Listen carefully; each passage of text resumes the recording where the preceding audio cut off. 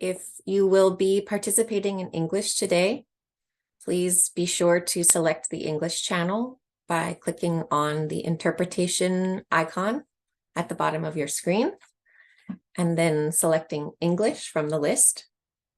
If you do not see an interpretation button, you might try clicking on the button labeled More, and then select Interpretation and English. Just give one moment for everyone to get to their preferred audio channel.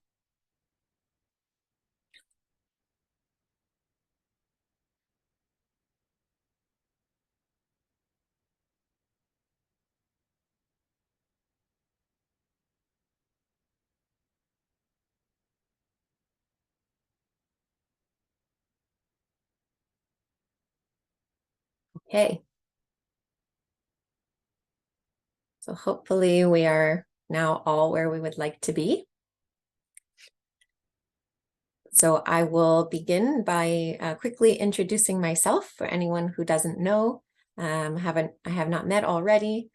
My name is Teresa Blumenstein, and I am the global coordinator for the group that is facilitating the discussion today, which is JCoR, or the Justice Coalition of Religious. And that is a group of 22 non-governmental organizations who are accredited to represent Catholic sisters, brothers, priests, and their partners at the United Nations. And we are gathering for this conversation at a very busy moment in the year of the United Nations, which is the 2-week conference called the Commission on the Status of Women.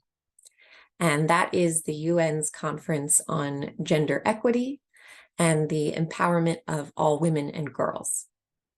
So each year, this conference takes a specific theme, which is selected to help focus the conversation because, of course, gender touches so many other, well, really every other area of life. So this year, the theme that was selected was innovation, technology, and digital education, and particularly the way that all of these things interact with gender. So questions that are being considered throughout these 2 weeks of conversation and engagement are things like, how do innovation and technology promote gender equality? How are women and girls serving as leaders in the areas of technology and innovation? And how have technology or innovation actually made gender inequalities greater? As we know, they're not always working in a helpful way. Sometimes they're making things harder or harmful. So in our time together today, we are all welcome to take this theme into consideration if you wish,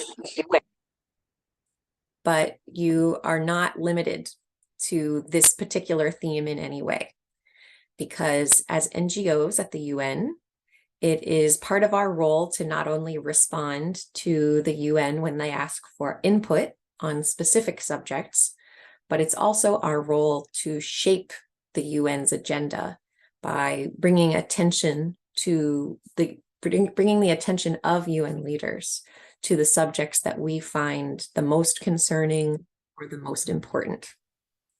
And so for that reason, we invite you to consider 2 broader questions for our discussion today, and less limited to the areas of technology or innovation. And those are, what are the areas of deepest concern for women and girls in your country or community? And what small victories or progress toward gender equity have you witnessed in your country or community in recent years?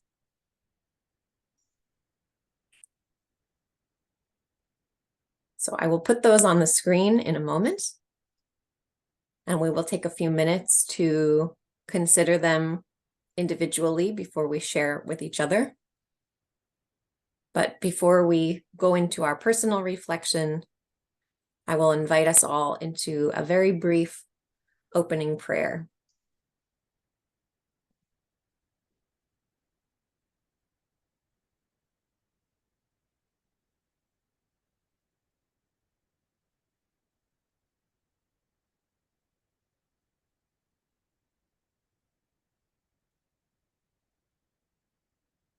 To your cross, O God, we come for healing, for you alone can make us whole. We come broken-hearted and broken-spirited, for you alone can make us whole.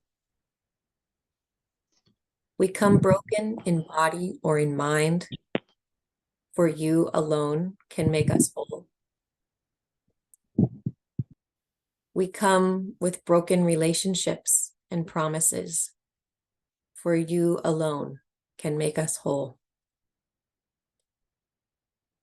We come with broken systems that bind us in structural sin, for you alone can make us whole. To your cross, O God, we come to be made whole, for your love alone can make us like bread, broken, but broken for others. This is adapted from To Your Cross We Come by David Adam.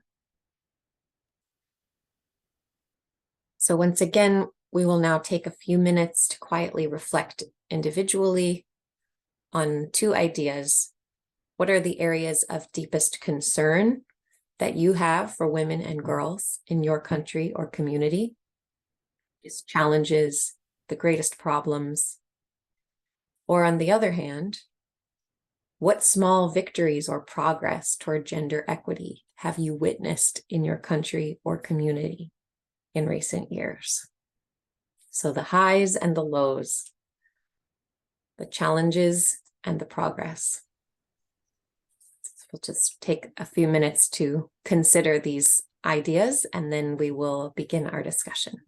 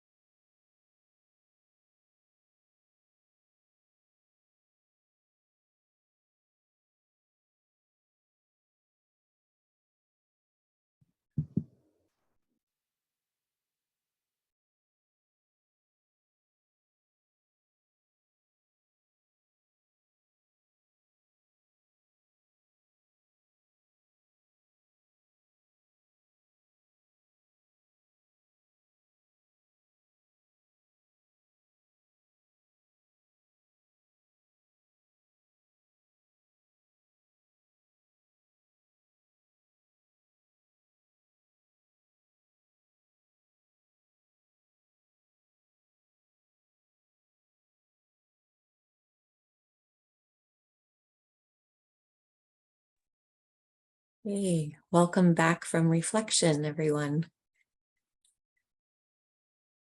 So once again, if you joined us in the last couple of minutes, we are now going to begin our open discussion on these two ideas that you are seeing on your screen. On the one hand, areas of deep concern, of deep challenge with regard to the human rights of women and girls. And on the other hand, areas of hope, good news, progress for women and girls and gender equality. And now we open the floor for discussion. Anyone who would like to share a response to either of those questions, I invite you to raise your hand or unmute yourself, and please share your thoughts with the group. And all ideas are welcome. You are meant to speak from your own experience, whether that is on the scale of one community or the entire country, or maybe even outside of your country. You are welcome to share from whatever place and whatever community is familiar to you. So please, whoever feels called, please begin us in sharing.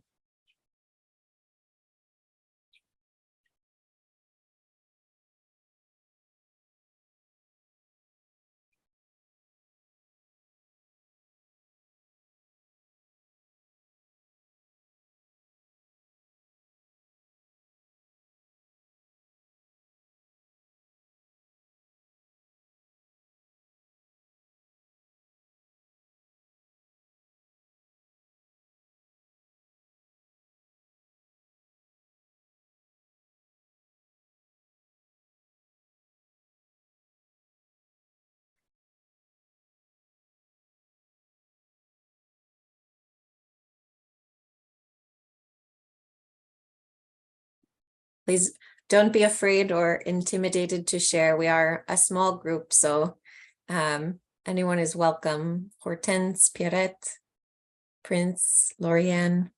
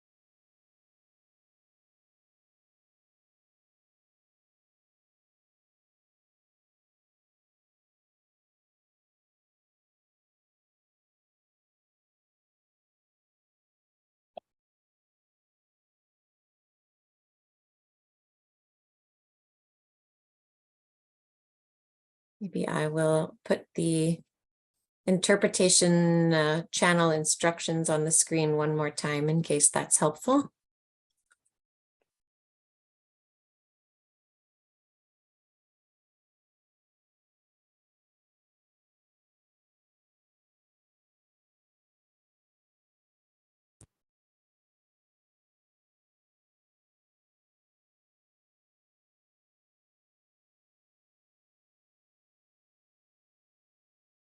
And again, for anyone speaking English, please select the English channel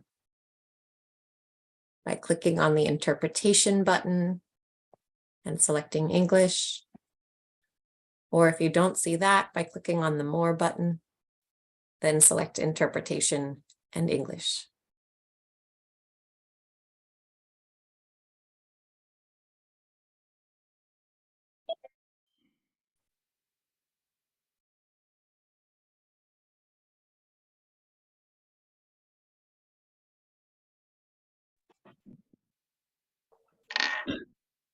And for those just joining us, we are considering these two big questions. What are the areas of deep concern for women and girls in your country or community?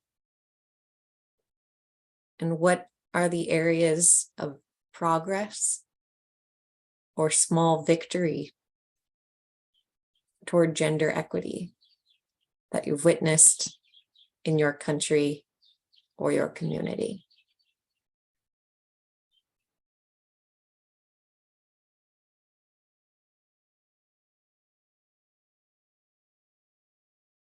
And we're looking for a brave soul to be the first one to speak, to get our conversation going.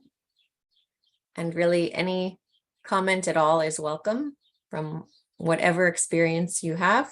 Certainly we've all experienced gender from whichever experience we have, and we know how it interacts with other areas of life, with access to education, to finances and banking, to land, to leadership. So any comment on any of these areas is welcome.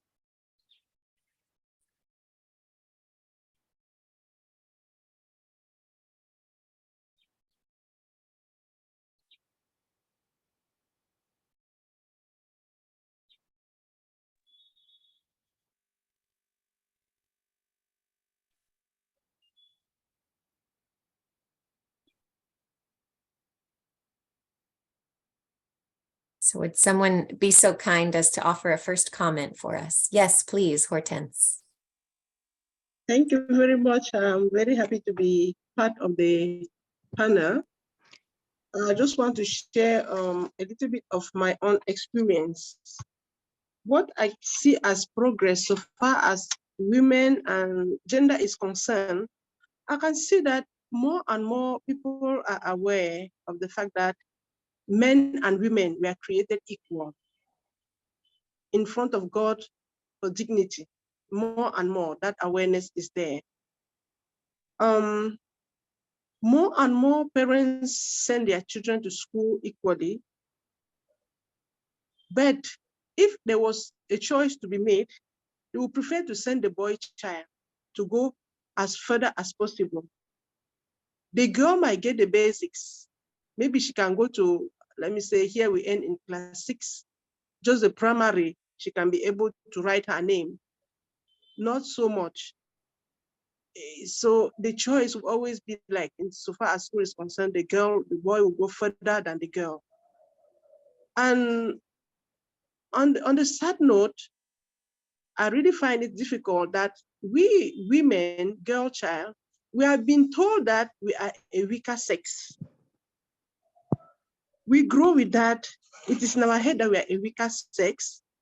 I don't know on what basis we are being told that, and we have so much integrated that in our minds that when we are in a group, even if it is one man inside, we think that we are weak. Even us 10 with one man, we think that the 10 women are weaker than the one man who is among. It is a pity, but that is what we live with. It's something that we women, we need to work on that ourselves, to say that it is not true. We have been told that we are like that, but that is not true. We are not a weaker sex. And based on that, so many things are done. Because we are considered women, we are not given proper position. If two people apply, a boy and a girl apply for a job, they will easily employ the boy or the man more than the woman, just because of this, she's a weak one and she cannot be able to stand work. So that is really a pity, is something that we live with. Even among us religious, it is very clear in a conference of major superiors, there might be over 200 female congregation and maybe 10 male congregation. When it comes the time to elect the president, we'll elect a man. Over 200 women will elect a man to be their leader. So it is sad, and I really feel it's something that we, as women, we need to look into that and grow and move from there. If we want people to respect, or we must respect ourselves, we must first of all respect and value ourselves. If we are not able to respect ourselves and value ourselves and trust women, because we don't trust ourselves, we don't believe on our skills that we have, the talents that God put in us, we don't believe in that. We keep giving the men the place that is not theirs in our lives. So that is, for me, the little that I experienced this time, that my own little reflection. Thank you very much. Thank you, Hortense. And can you tell everyone which country you're in and which congregation you're part of? I am a Holy Union Sisters from Cameroon. Excellent. Yeah. Thank you for being here. And nice to meet you. Thank you. And I think there's a strong relationship too between two of the things you mentioned, opportunity for education and the courage to speak or take leadership. I think there's a strong connection between those two, as so often, we see leaders as those who are most educated. So there's definitely a connection there between encouraging women and girls to go for more education and supporting them to do that. And on the other hand, seeing when it comes time to volunteer, to take leadership, or to vote for a leader, we tend to offer we defer or give leadership to those who we see as most educated. So important connection. Is there anyone else who would like to share a reflection or to respond to Hortense?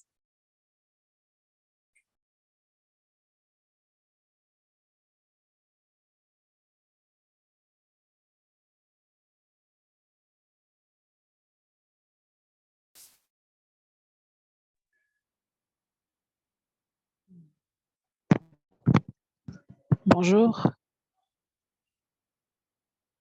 Je peux parler? Please, oui, Lauriane. Oui. Dans notre pays, in our country, in Congo, the more sensitive areas for women and girls is education in rural areas. The girls and women who are in rural areas have difficulty to access education.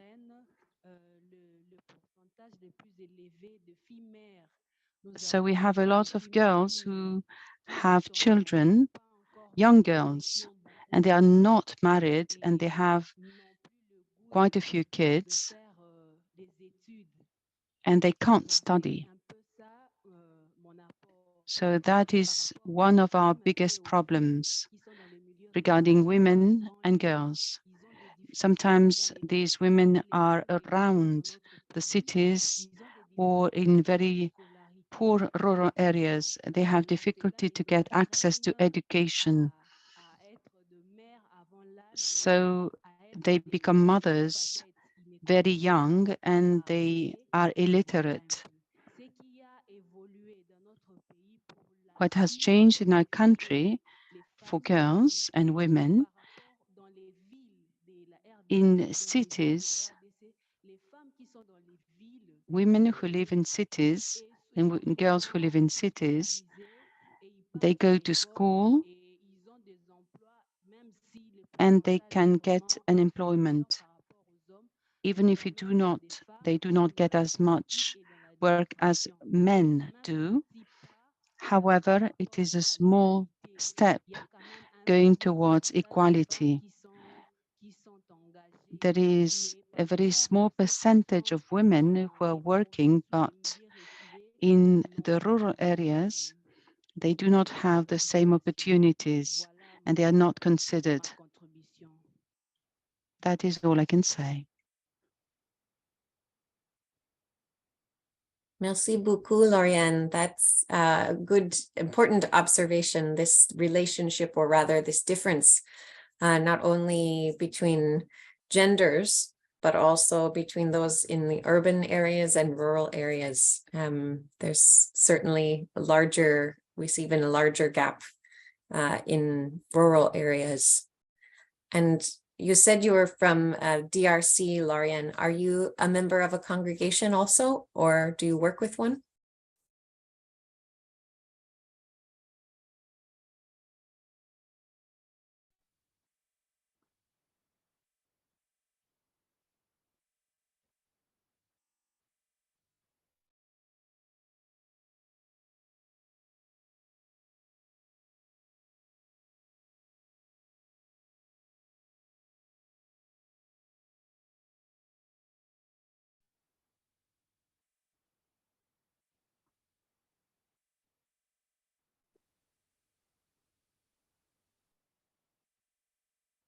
No answer. Okay. Then we will continue on in our discussion. If there's anyone else who would like to offer, again, reflecting on either areas of deep concern or challenge for women and girls, or areas of progress toward gender equality. Yes, Prince.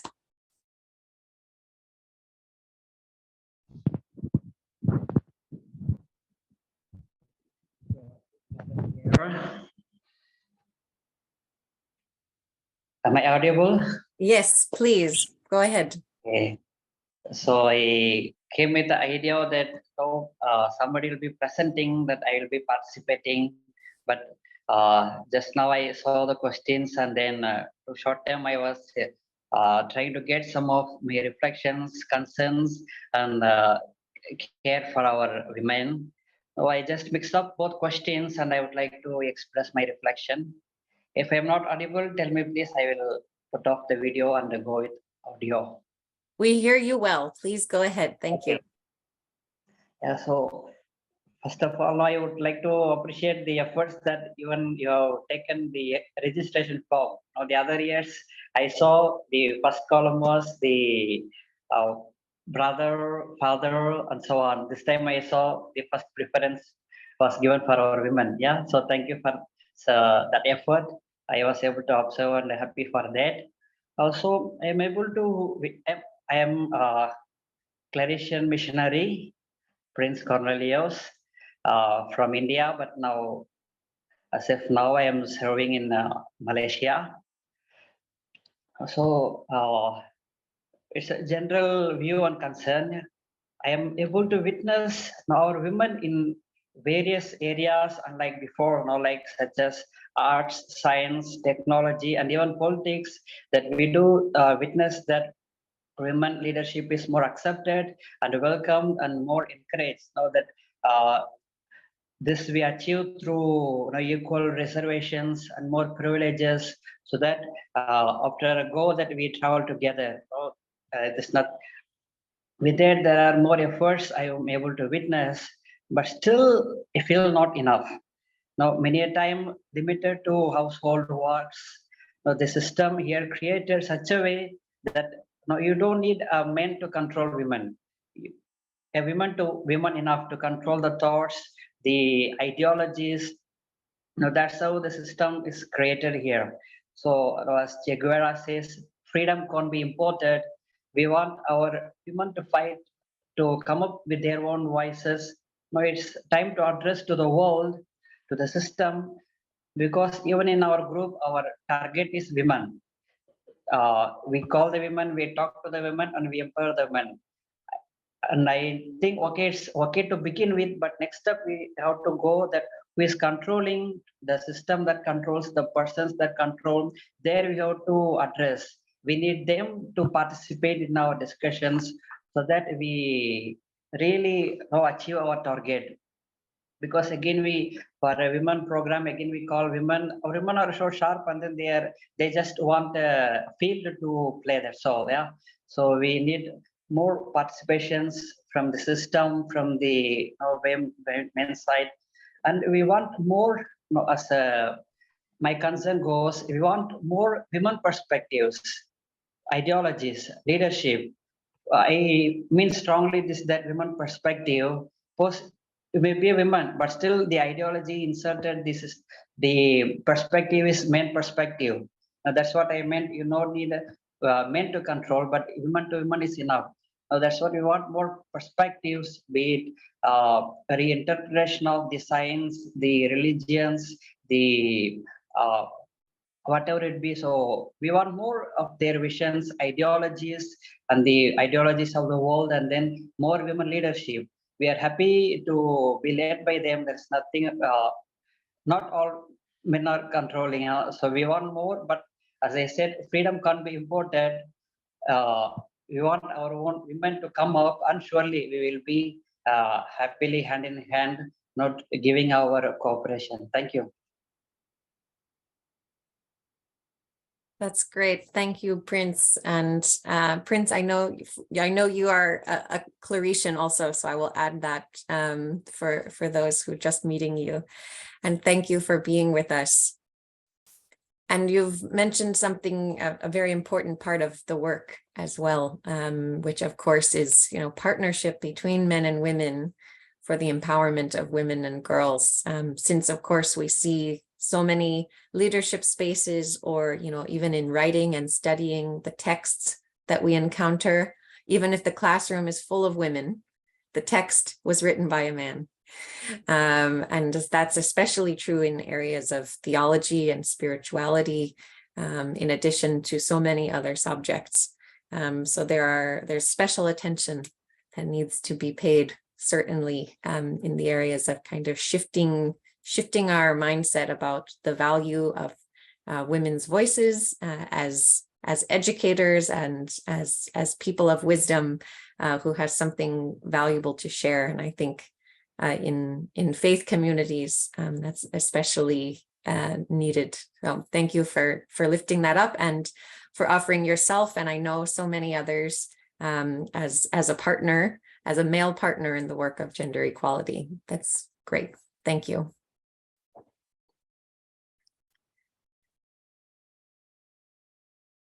Is there anyone else who would like to speak about your own observations of areas of challenge or areas of progress toward gender equality from wherever you are in the world, whatever experience you have?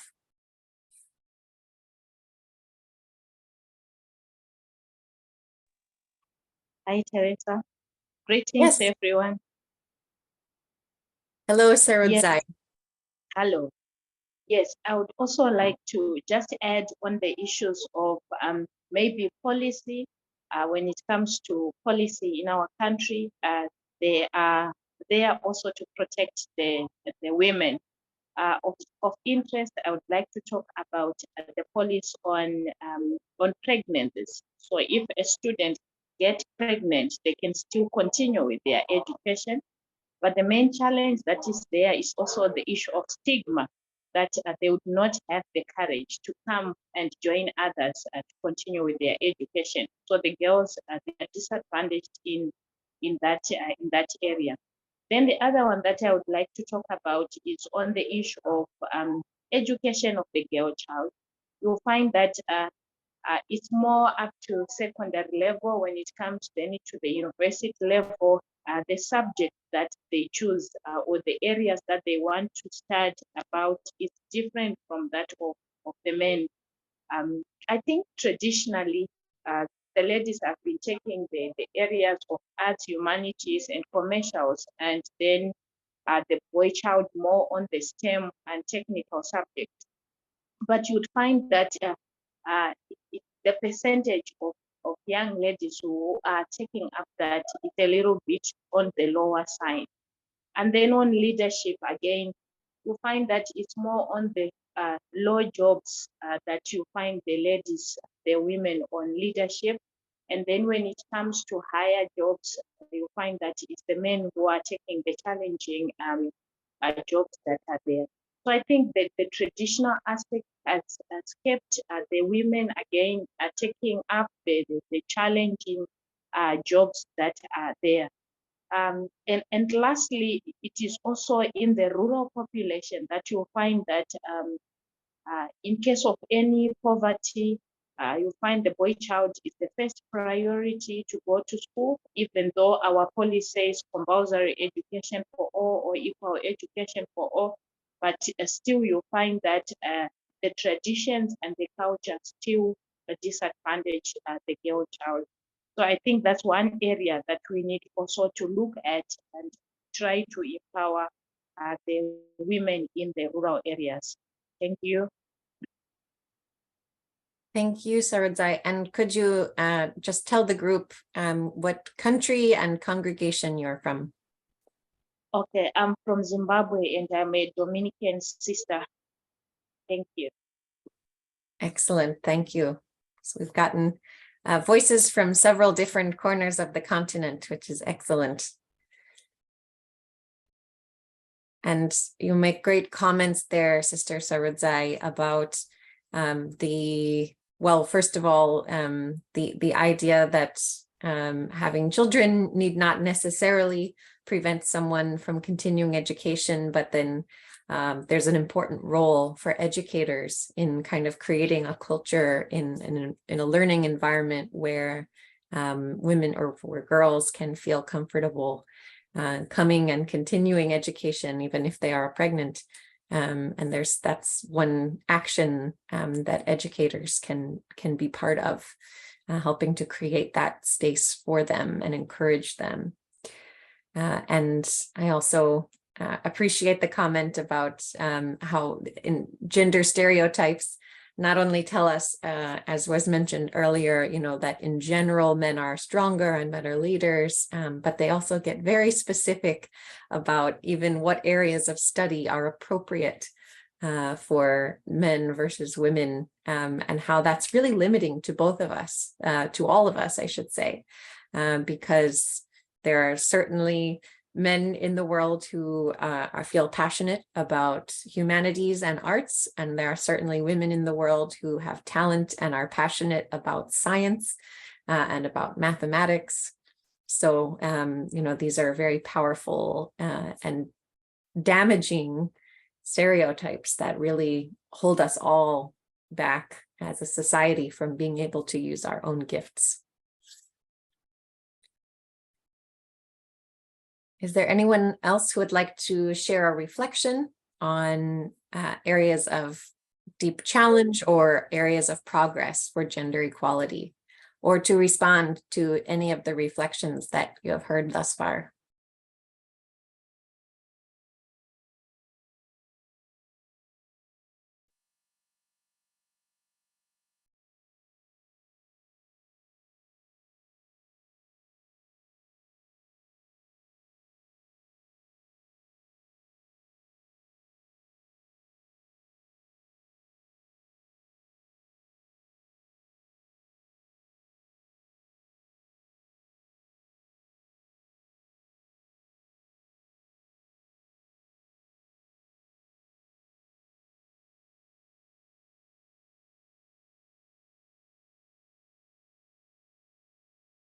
Okay, if there are no further comments that anyone would like to share, then I will just invite us all into a closing word of prayer. But first, I just want to thank you all once again for being here, for offering your experiences and your observations. And we have recordings and notes from all that you have shared, and we will try our best, those whom I work with here at the United Nations, we will do our best to always take into account the observations and the insights that you've shared with us, especially today in the topic of gender equality. So thank you for helping to inform us and helping us to bring more voices to the global conversation at the United Nations. And I also want to especially thank our interpreters, Carla and Dahlia, who have allowed us to be a conversation for the whole continent today. So now we will enter into a final brief word of prayer.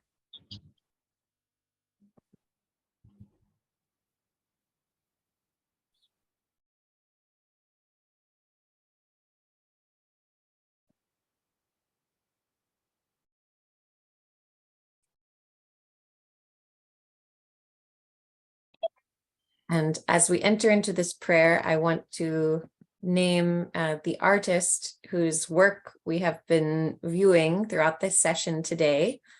All of these pieces were created by Sister Susan Daly, who is a member of the Institute of the Blessed Virgin Mary and who is from Australia. And she created each of these graphic art pieces just for this year's Commission on the Status of Women. They were inspired by this year's conference. And so now we pray together. God, we look around us and we see that we are surely standing in the eye of a storm.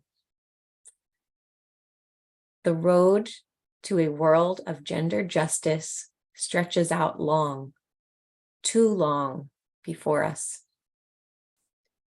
And yet, surely there is no other way forward but to respond with humility, to love generously,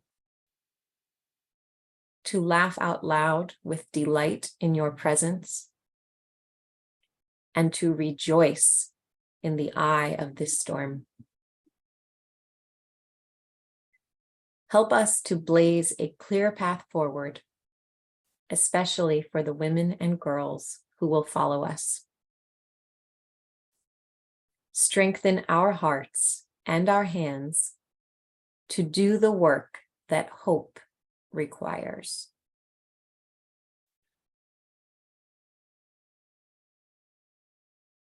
Amen. Thank you again. And I hope to see you again soon in another conversation, perhaps on another topic. But we are always getting together and having conversations one time every month that is available to all of you, the second Friday of the month, starting just 1 hour earlier than we began today. So whatever time it was for you today, I think if you're in Central Africa, it was 1600 hours. If you're in Western Africa, it was 1500, East Africa, 1700. But in any case, second Friday of every month, we have a meeting to share sort of in a similar way concerns on a variety of topics. So if that interests you, I hope you will join us in one of those spaces, and you can find all of the details of that on the website of the Justice Coalition of Religious, which I will put into our chat box now in case anyone has never visited us there. You can go and learn more about other opportunities to speak and to share your voice with those of us who are working to bring your experience to the United Nations. So thank you all, and have an excellent remainder of your day or your night.